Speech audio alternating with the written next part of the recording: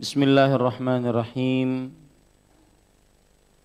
Innal hamdalillah nahmaduhu wa nasta'inuhu wa nastaghfiruh wa na'udzu billahi min shururi anfusina wa sayyiati a'malina. Man yahdihillahu fala mudilla lahu wa man yudlil fala hadiya lahu. Wa ashhadu an la ilaha illallah wahdahu la syarika lah wa ashhadu anna Muhammadan abduhu wa rasuluh. Ya ayyuhalladzina amanu taqullaha haqqa tuqatih wa la tamutunna illa wa antum muslimun.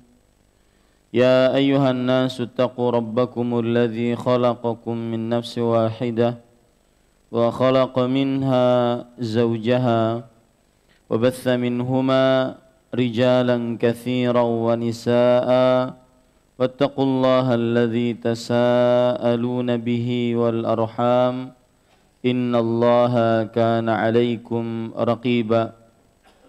يا أيها الذين آمنوا اتقوا الله وقولوا قولا سديدا يصلح لكم أعمالكم ويغفر لكم ذنوبكم ومن يطع الله ورسوله فقد فاز فوزا عظيما. أما بعد فإن أصدق الحديث كتاب الله وأحسن الهدي هدي محمد صلى الله عليه وعلى آله وسلم وشر الأمور محدثاتها وكل محدثة بدعة وكل بدعة ضلالة وكل ضلالة في النار. Alhamdulillah, kita bersyukur pada Allah Subhanahu wa ta'ala pada hari ini atau malam ini, malam Rabu tanggal 9 Rabiul Tsani 1437 Hijriah, kita duduk bersama kembali membaca kitab Riyadhus Shalihin yang ditulis oleh Imam Yahya bin Sharaf An-Nawawi rahimahullahu ta'ala. Salawat dan salam semoga selalu Allah berikan kepada Nabi kita Muhammad sallallahu alaihi wa ala alihi wasallam, pada keluarga beliau, para sahabat, serta orang-orang yang mengikuti beliau sampai hari kiamat kelak.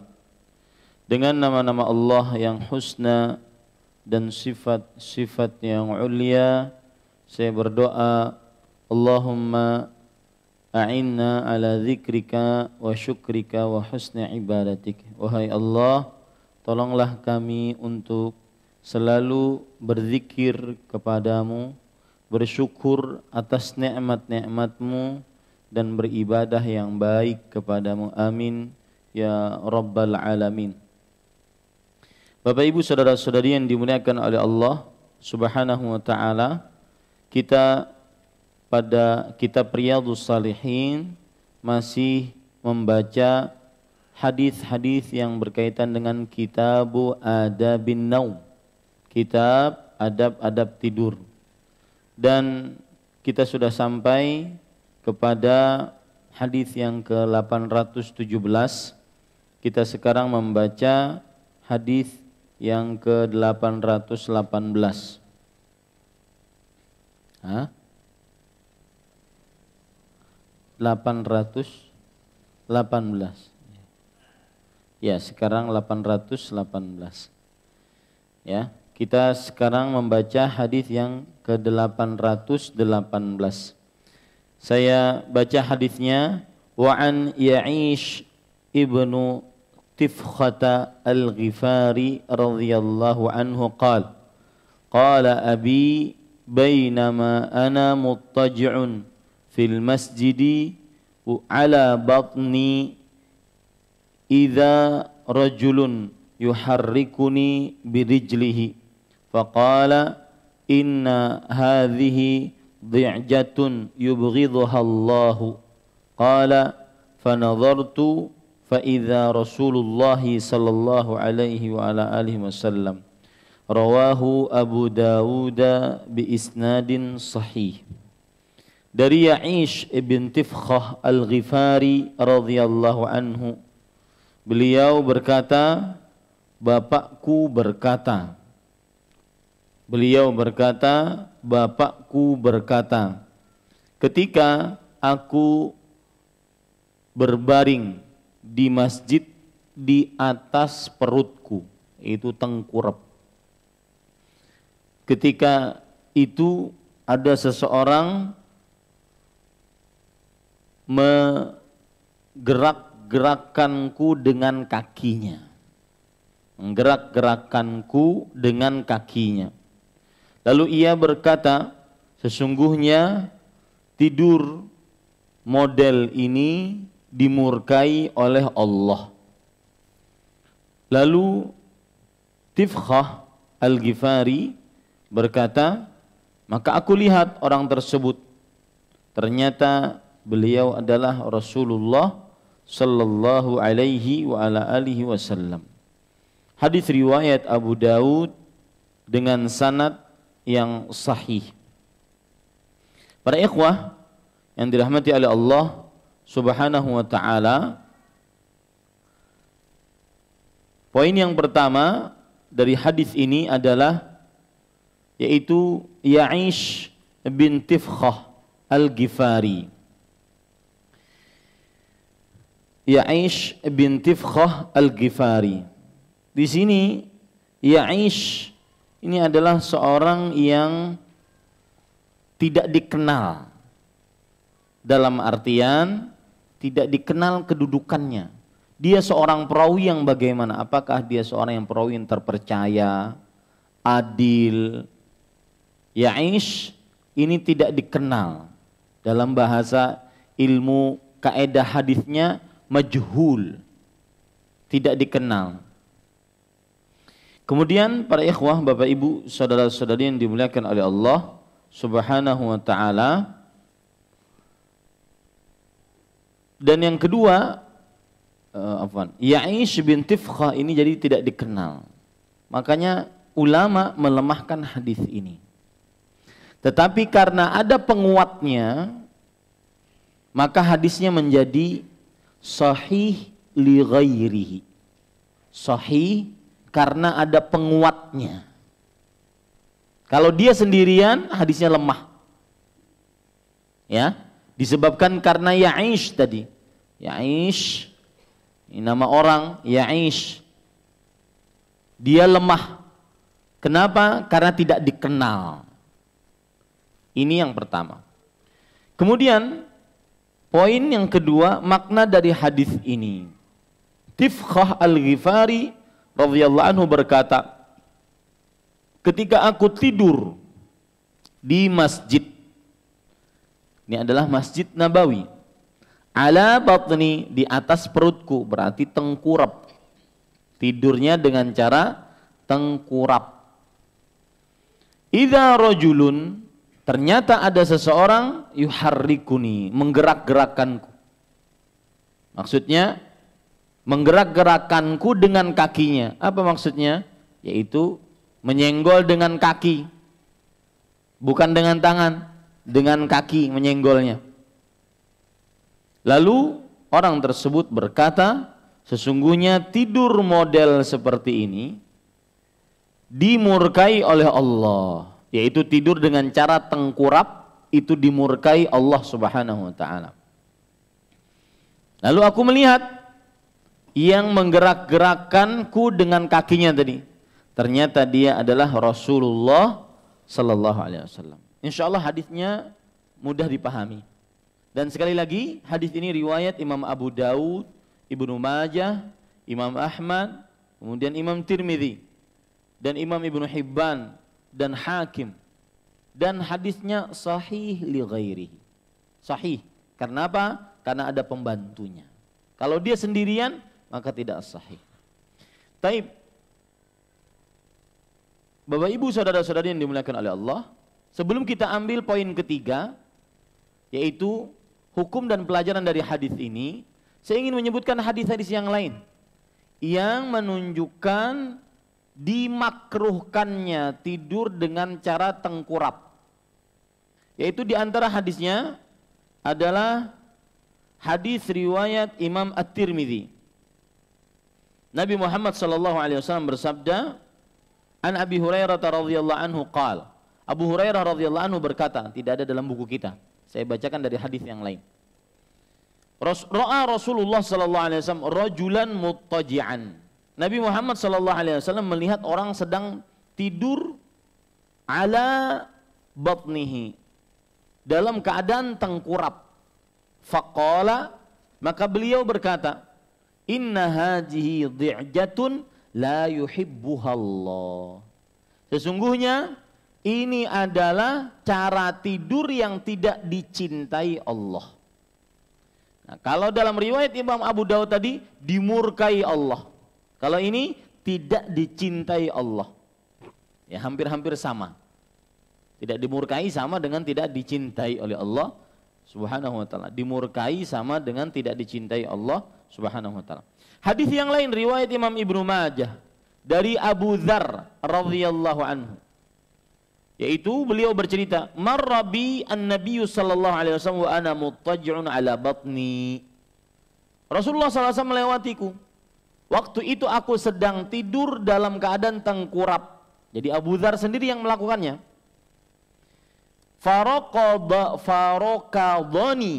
Faraqadhani birijlihi. Maka beliau tendang aku. Raqadhah itu adalah tendang dengan kakinya. Nabi Muhammad SAW menendang Abu Dzar dengan kakinya. Gitu. Ya.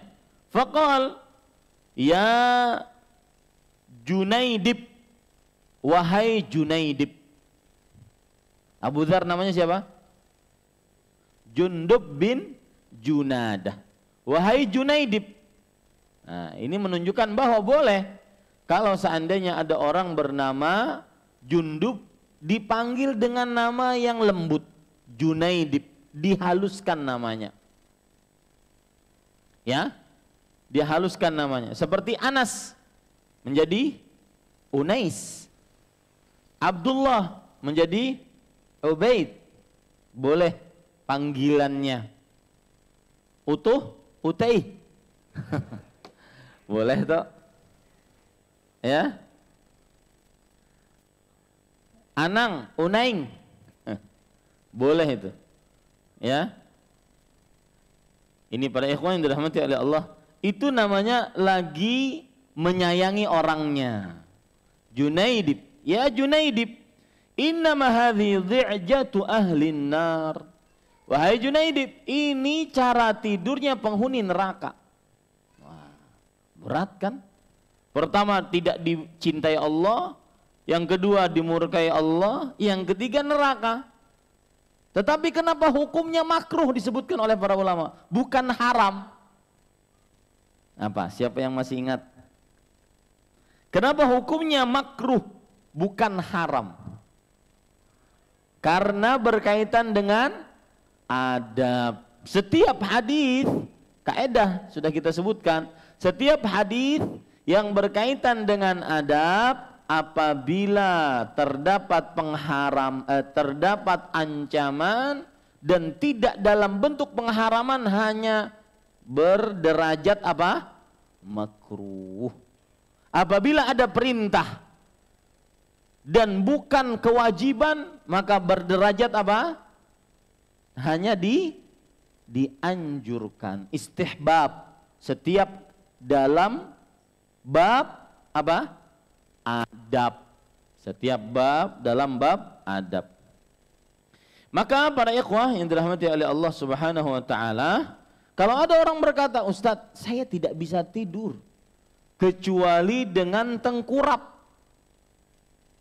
Maka jawabannya, dibiasakan dengan tidur yang disyariatkan oleh Rasulullah sallallahu alaihi wasallam. Ada perkataan menarik dalam masalah tidur yang merupakan kebiasaan dengan tengkurap. Dijawab oleh Komite Tetap untuk Fatwa dan Riset Ilmiah dari Kerajaan Arab Saudi. Beliau mengatakan, "Walau kana min 'adatil insan li'annahu la yushra' lil muslim tarkul 'adah al-mukhalifah lisyara'." Li'annahu yushra'u lil muslimi tarkul 'adah al-mukhalifati lisyara'. Meskipun itu sudah kebiasaan manusia tidurnya tengkurap, nggak bisa tidur kecuali dengan tengkurap, maka harus dirubah. Karena kata mereka, kata ulama-ulama dari Lajnah Daimah, komite tetap untuk fatwa dan riset ilmiah dari kerajaan Arab Saudi, disyariatkan seorang muslim untuk meninggalkan kebiasaan yang menyelisihi syariat. Ya, begitu. Ini para ikhwah yang dirahmati oleh Allah Subhanahu wa taala. Jadi sebagian ulama mengatakan ini hukumnya makruh, dijauhi untuk tidur di atas perutnya atau dalam keadaan tengkurap.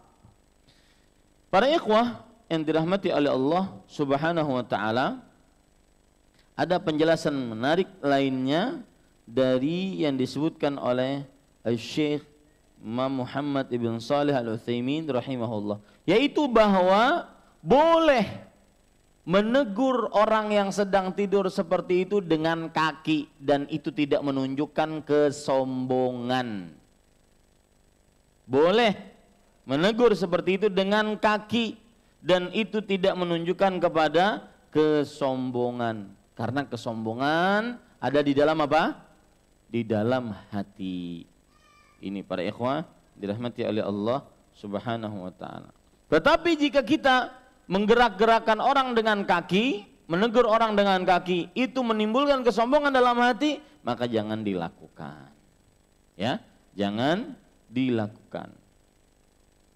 Kemudian pelajaran menarik selanjutnya yaitu hadis ini bukan hanya untuk di masjid saja, tetapi juga di semua tempat dimakruhkan, bahkan sebagian ulama mengatakan diharamkan untuk tidur dalam keadaan tengkurap. Hadis ini bukan hanya di masjid saja, tetapi di semua tempat. Kenapa sebutannya di masjid di sini? Karena semakin besar buruknya, karena tempatnya tempat yang mulia, yang terhormat. Di tempat lain saja diharamkan atau dimakruhkan, maka lebih lagi kalau di masjid. Tapi bukan khusus untuk di masjid saja hadisnya. Ini para ikhwah yang dirahmati oleh Allah Subhanahu wa taala. Kita baca hadis ke 819.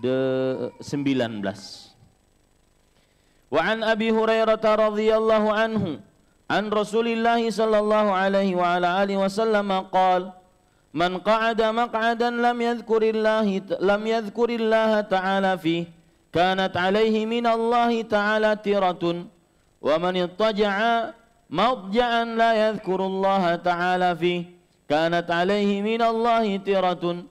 Rawahu Abu Dawud bi isnadin hasan. Orang Arab kalau lagi majelis ilmu begini, mereka ada biasa pembacanya. Dan kadang-kadang membacanya itu dengan berlagu. Dan itu di zaman-zaman dahulu tuan guru di Banjarmasin masih banyak. Ya.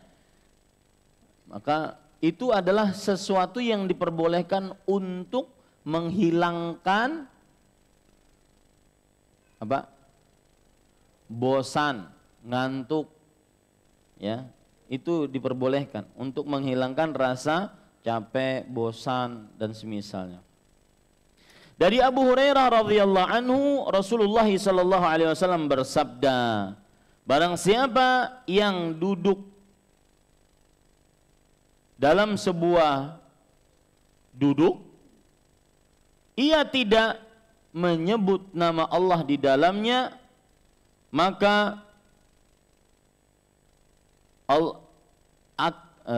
maka kerugian atasnya dari Allah Subhanahu wa taala. Dan barang siapa yang tidur dalam keadaan tidak menyebut nama Allah di dalamnya, maka kerugian atasnya dari Allah Subhanahu wa taala. Hadis riwayat Abu Daud dengan sanad yang hasan. Poin pertama, Abu Hurairah sudah selalu sering lewat, Kita lanjutkan poin kedua, makna hadis ini. Man qa'ada maq'adan. Qa'ada artinya dari kata-kata duduk, qa'ada yaq'udu, duduk. Bermajlis. Ya. Di dalamnya dia tidak menyebut nama Allah, tidak berzikir. Orang-orang yang hadir di dalam majlis itu tidak berzikir. Maka apa yang terjadi? Kanat alaihi, maka atasnya kerugian dari Allah. Tirah artinya adalah kekurangan, kerugian, khasarah. Ya, kerugian dari Allah Subhanahu wa taala. Siapa yang duduk-duduk bermajlis tidak disebutkan nama Allah Subhanahu wa taala atasnya. Dan yang berkaitan dengan adab tidur, barang siapa yang tidur tidak menyebut nama Allah di dalamnya, maka atasnya kerugian dari Allah Subhanahu wa taala. Ini para ikhwah, Bapak Ibu, saudara-saudari. Hadis diriwayatkan Imam Abu Daud dengan sanad yang hasan, dan hadisnya memang hasan. Taib. Pelajaran yang ketiga, hadisnya hasan, tidak ada keraguan di dalamnya. Pelajaran yang keempat, poin keempat, itu hukum dan pelajaran yang kita bisa ambil dari hadis ini. Yang pertama, yaitu hendaknya seorang muslim selalu dalam keadaan zikir kepada Allah. Dalam setiap keadaannya, berzikirkah, tidurkah, duduk, berdirikah, sebagaimana firman Allah Subhanahu wa taala di dalam surat Ali Imran, "Inna fi khalqis samawati wal ardi wa ikhtilafil laili wan nahar la ayatin liulil albab alladzina yadhkuruna Allaha qiyaman wa qu'udan wa ala junubihim." Orang-orang yang berzikir kepada Allah dalam keadaan berdiri, duduk dan berbaring. Ini pelajaran pertama. Semestinya berzikir kepada Allah di setiap keadaannya, di mobil. Ya, mobil perjalanan jauh, duduk di masjid, ngobrol-ngobrol di rumah makan. Maka menyebut nama Allah Subhanahu wa taala. Jangan lupa. Kemudian yang kedua, yaitu pelajarannya adalah ketahuilah bahwa setiap perbuatan kita akan dimintai pertanggungjawaban oleh Allah Subhanahu wa taala. Dari mulai duduk bermajlis sampai tidur, semuanya akan dimintai pertanggungjawaban oleh Allah Subhanahu wa taala. Dan ini adalah hal yang senantiasa semestinya harus selalu kita ingat. Semua perbuatan, semua ucapan akan dimintai pertanggungjawaban oleh Allah Subhanahu wa taala. Kemudian yang ketiga, yaitu majlis yang sempurna adalah yang diucapkan nama Allah di dalamnya. Ini majlis yang sempurna. Ya, majlis yang sempurna adalah yang dizikiri, disebutkan nama Allah di dalamnya. Dan sedikit tentang majlis zikir, Pak. Ada hadis yang berbunyi, innalillahi malaikatan sayyahin. Sesungguhnya Allah Subhanahu wa taala memiliki malaikat-malaikat yang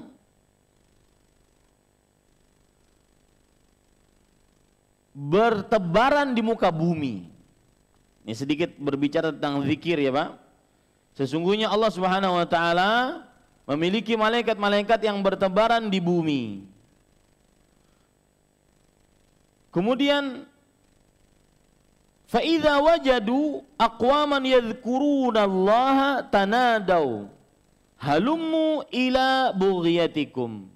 Jika mereka mendapati malaikat tadi yang bertebaran di bumi tadi, mendapati majlis-majlis zikir, maka mereka mengatakan, ayo sini, ini adalah yang kalian cari, ini adalah majlis tujuan kalian. Yang saya ingin sebutkan bahwa majlis zikir yang dimaksud adalah majlis yang di dalamnya disebutkan halal haram, hukum-hukum Allah. Orang-orang berzikir, mengingat Allah, mengingat neraka, mengingat siksa surga. Itu disebut majelis zikir. Adapun sebagian orang yang berpendapat bahwa majelis zikir yang dimaksud di sini adalah majelis-majelis berzikir berjamaah, maka ini belum dicontohkan oleh Nabi dan para sahabatnya. Mereka sering sekali memakai hadis ini. Hadis riwayat Tirmidzi, hadisnya sahih. Inna lillahi malaikatan sayyahina fil ardh. Sesungguhnya Allah memiliki malaikat yang bertebaran di bumi. Fa idza wajadu aqwaman yadhkurunallaha tanadaw halummu ila bughiyatikum. Jika mereka mendapati orang-orang yang berzikir kepada Allah, lihat kata mereka yadhkurunallah. Bukankah ini berzikir bersama-sama? Maka kita katakan iya. Tetapi bedakan antara berzikir bersama-sama dengan sama-sama berzikir. Berzikir bersama-sama maksudnya adalah dipimpin oleh satu orang. Adapun sama-sama berzikir, satu berzikir, satu berzikir, satu berzikir. Ya, ini bedakan itu. Dan belum ada contohnya dari Rasulullah SAW seseorang berzikir dipimpin oleh satu orang, kemudian di waktu tertentu, jumlah tertentu, ya, belum ada contohnya dari Rasul Sallallahu Alaihi Wasallam. Dan para ulama menjelaskan bahwa maksud berzikir di sini adalah mempelajari hukum halal haram dalam syariat Islam. Jadi ini perhatikan Bapak, Ibu, saudara-saudari yang dimuliakan oleh Allah Subhanahu wa taala. Jadi pelajaran menarik dari hadis ini adalah bahwa majlis yang sempurna adalah majlis yang di dalamnya disebutkan nama Allah Subhanahu wa taala. Baik, kita lanjutkan. Bapak, Ibu, saudara-saudari yang dimuliakan oleh Allah Subhanahu wa taala. Hadis yang ke-128, atau kita beralih kepada sejarah. Ya, sejarah Nabi. Ya, cukup